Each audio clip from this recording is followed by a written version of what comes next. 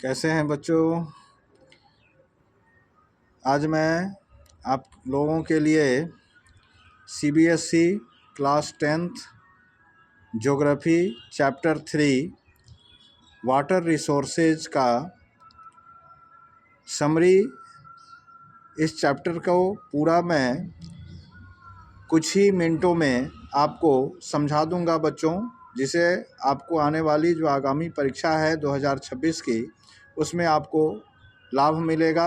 और इसको मैं एक समरी के रूप में शॉर्ट में इस चैप्टर को मैं आपको समझाने जा रहा हूं बच्चों।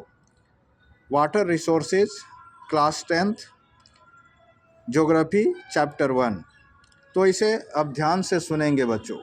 वाटर रिसोर्सेज मीन्स क्या होता है। वाटर रिसोर्सेज को हिंदी में मैं आपको बता दूं कि इसे हम जल संसाधन कहते हैं। वाटर रिसोर्सेज मीन्स जल संसाधन।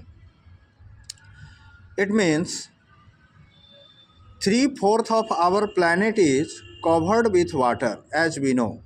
जैसा कि हम सभी जानते हैं बच्चों कि हमारी पृथ्वी का 3/4 भाग जो है वह पानी से भरा हुआ है। And only a small percentage of its accounts for fresh water we have. अर्थात हमें जो है इस धरती पर इसका एक छोटा सा पार्ट ही पीने योग्य पानी के रूप में उपलब्ध है। 96.5% टोटल वॉल्यूम्स जो है पूरे वो विश्व में जितना पानी उपलब्ध है बच्चों, है ना, ओशियंस के से लेकर, जिसमें 2.5% वाटर ही हमारा फ्रेश वाटर है। बाकी हमारी पानी जो है वह पीने योग्य नहीं है। 70% of the fresh water is found as ice sheet and glaciers in whole world, and little less than 30% is stored as groundwater in the world aquifers. India's rank 133 in the world in terms of water availability per person per annum, and receives only 4% of the global precipitation. It is anticipated that India could become a water scarce nation by 2025। पानी की कमी धीरे धीरे बढ़ती जा रही है बच्चों, और भारत में भी यह समस्या होती जा रही है। अब है कि वाटर स्कार्सिटी होता क्या है। तो water scarcity it means it is a situation which the result of shortage of water we face. मतलब पानी की गंभीर समस्या, अनुपस्थिति, अनुपलब्धता को ही हम वाटर स्कार्सिटी का नाम देते हैं, है ना। And water scarcity can be of the following 2 types. Water scarcity 2 तरह के होते हैं बच्चों। एक को हम लोग क्वांटिटेटिव स्कार्सिटी कहते हैं, है ना। दूसरे को क्वालिटेटिव स्कार्सिटी का नाम दिया जाता है।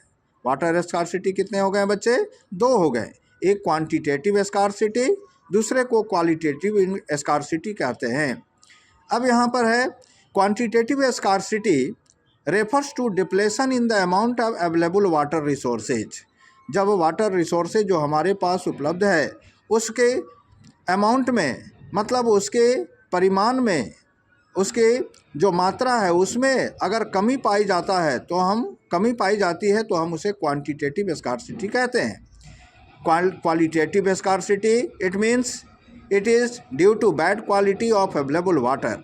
हमारे पास पानी तो है लेकिन वो अच्छी क्वालिटी में नहीं है। किसी पानी में अधिक आयरन की मात्रा है जो कि पीने योग्य नहीं है, हम नहीं पी सकते। तो ऐसे पानी क्वालिटेटिव स्कार्सिटी में आते हैं। तो ये हो गया 2 तरह के स्कार्सिटी, वाटर स्कार्सिटी।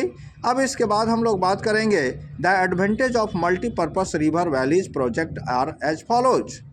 हमारे पास मल्टीपर्पस प्रोजेक्ट जो है रिवर वैली प्रोजेक्ट्स बनाए जाते हैं सरकार के द्वारा, जिसके कई फ़ायदे हैं। हम उन लाभों को चर्चा करेंगे, जिसमें पहला लाभ है बच्चों generation of electric power. Generation of electric power है। दूसरा टूरिज्म, ये लाभ है हमें। एफॉरेस्टेशन, फिशरीज, इसके अलावा soil conservation, irrigation, water navigation and flood control. ये सभी हमारे लाभ है मल्टीपर्पस रिवर वैली प्रोजेक्ट का, जो हमारे सरकार के द्वारा इसकी व्यवस्था की जा रही है और इससे हम सभी लाभान्वित हो रहे हैं बच्चों। तो फिर से एक बार सुन लीजिए, एडवांटेजेज ऑफ मल्टीपर्पस प्रोजेक्ट। ये जो है बहुत ही अच्छा प्रश्न है, ये परीक्षा में पूछा जाता है बच्चों।